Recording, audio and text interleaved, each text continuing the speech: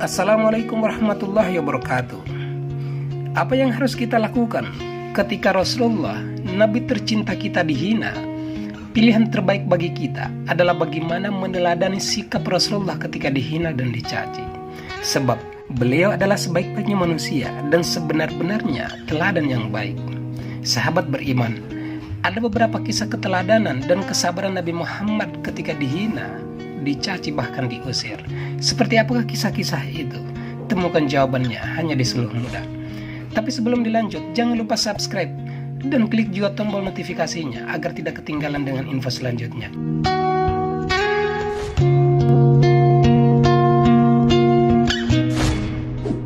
Kisah Nabi Muhammad diusir dari Taif. Suatu ketika, Rasulullah ditemani Zaid bin Harithah melakukan perjalanan ke Taif dalam jarak tempuh sekitar 60 km dari Mekah tanpa menunggangi kuda. Perjalanan ini dilakukan karena selama dakwah di Mekah, Nabi sering mendapat penolakan. Berhari-hari dalam perjalanan yang melelahkan, Rasulullah dan Zaid akhirnya tiba di Taif. Rasulullah menyampaikan dakwahnya di Taif selama 15 malam. Setiap bertemu warga, beliau mengenalkan Islam dan mengajak warga untuk mentauhidkan Allah. Namun, apa yang disampaikan Rasulullah ternyata mendapat penolakan keras dari penduduk Taif. Tidak hanya menolak, mereka mengusir Rasulullah keluar dari Taif, bahkan melempari Nabi dengan batu hingga kakinya terluka. Ketika Rasulullah sedang dalam dilema, pembelaan Allah Subhanahu wa Ta'ala kepada utusannya muncul melalui kehadiran malaikat Jibril yang menyampaikan kabar, bila engkau Muhammad mau, maka Allah akan mengutus malaikat penjaga gunung untuk menimpakan 2 gunung kepada penduduk Taif. Dan bagaimanakah Nabi meresponnya? Nabi menolak, sebab Nabi selalu memiliki harapan bahwa suatu saat penduduk Taif akan menerima ajaran Islam.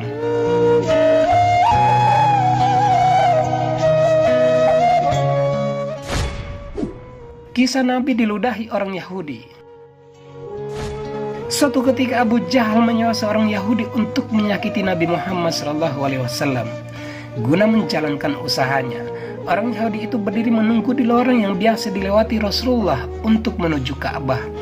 Di saat Rasulullah lewat, orang Yahudi itu memanggil. Nabi pun menengok karena Nabi tidak pernah mengecewakan siapapun yang memanggilnya. Saat itulah si Yahudi meludahi wajah Rasulullah. Meski mendapat perlakuan demikian, Rasulullah tak marah atau menghardik si Yahudi itu. Besoknya, Rasulullah kembali berjalan di tempat yang sama. Beliau pun kembali diludahi seperti sebelumnya. Begitulah terus hingga pada suatu hari, Nabi tak mendapati lagi si Yahudi yang meludahinya selama ini. Nabi pun bertanya kepada beberapa orang, "Kemana gerangan orang yang selalu meludahiku?" Setelah menanyakannya, tahulah Nabi bahwa orang tersebut sedang jatuh sakit.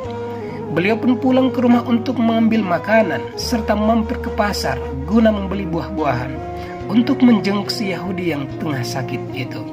Sesampainya di rumah si Yahudi, Rasulullah mengetuk pintu. Dari dalam rumah terdengar suara lirih seseorang yang tengah sakit mendekati pintu sembari bertanya, "Siapa yang datang?" "Saya Muhammad." "Muhammad siapa?" "Muhammad Rasulullah," jawab Nabi Muhammad. Setelah pintu dibuka, alangkah terkejutnya si Yahudi menyaksikan sosok yang datang adalah orang yang selama itu disakitinya dan diludahi wajahnya. "Untuk apa engkau datang kemari?" tanya si Yahudi itu. "Aku datang untuk menjengukmu, wahai saudaraku, karena aku mendengar engkau jatuh sakit," jawab Nabi Muhammad SAW dengan suara yang lembut. "Wahai Muhammad, ketahuilah bahwa sejak aku jatuh sakit, belum ada seorang pun datang menjengukku, bahkan Abu Jahal sekalipun, yang telah menyewaku untuk menyakitimu. Padahal aku telah beberapa kali mengutus orang kepadanya agar ia segera datang memberikan sesuatu kepadaku.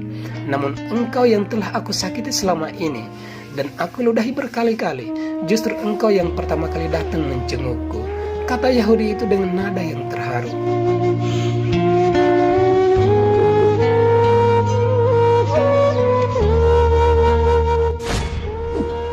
Kisah pengemis buta menghina Nabi Muhammad. Ada pula kisah Rasulullah dengan seorang perempuan pengemis tua dan buta dari agama Yahudi. Perempuan pengemis buta itu biasa berkeliaran di sudut pasar Madinah Al-Munawwarah. Di sana pula ia kerap menghina serta mencaci maki Nabi Muhammad SAW. Saban hari, bila ada orang yang mendekatinya, ia selalu berkata, "Wahai saudaraku, jangan dekati Muhammad. Dia itu orang gila, dia itu pembohong, dia itu tukang sihir. Apabila kalian mendekatinya, kalian akan dipengaruhinya." Meski demikian, saban pagi pula Nabi Muhammad SAW mendatangi dengan membawa makanan dan tanpa berkata sepatah kata pun. Rasulullah menyuapi pengemis itu dengan makanan yang dibawa, walaupun di saat bersamaan pengemis itu selalu menghina dan mencaci makinya. Dan luar biasanya, Nabi Muhammad terus menyuapi pengemis itu hingga beliau wafat. Setelah wafatnya Nabi Muhammad, Abu Bakar mengganti perannya. Hingga suatu ketika sang pengemis itu merasa heran karena yang menyuapi makanan itu orang lain. Si pengemis buta itu merasa suara langkah kaki dan cara menyuapkan makanannya berbeda dengan yang biasanya. Ya, saat itu bukan lagi Nabi Muhammad yang menyuapkan makanan kepada si pengemis itu. Rasulullah telah wafat. Abu Bakar As-Siddiq yang kemudian menjadi khalifah mendatangi si pengemis dan menyuapi makanan. Namun, baru pada suapan pertama, si pengemis justru marah kepada Abu Bakar. "Siapa kamu? Kamu bukan orang yang biasa menyuapi aku," kata si pengemis itu. "Aku orang yang biasa menyuapimu," jawab Abu Bakar.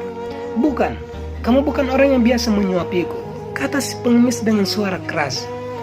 "Jika benar kamu yang biasa menyuapiku, tidak akan susah aku menyunyah makanan ini. Orang yang biasa mendatangiku itu selalu menghaluskan makanan terlebih dahulu, barulah kemudian dia menyuapiku dengan makanan itu," kata si pengemis itu dengan nada kesal. Sang Amirul Mukminin tak kuasa menahan tangis. Teringat Rasulullah yang belum lama meninggalkan dunia. "Aku Abu Bakar, sahabat beliau. Orang mulia yang biasa datang dan menyuapimu itu telah tiada. Dan dia adalah Nabi Muhammad SAW," kata Abu Bakar sambil terisak. Betapa terkejutnya si pengemis itu begitu tahu bahwa pria baik hati yang biasa datang dan menyuapinya adalah Nabi Muhammad SAW, orang yang selama itu dihina dan dibenci. Si pengemis itu pun menangis, menyesal selalu mencaci, menghina dan memfitnah Rasulullah. Sahabat beriman, begitulah kisah keteladanan Rasulullah SAW yang patut dicontohi bagi kita umat Islam yang mengaku umat Nabi Muhammad SAW. Wallahu a'lam bishawab.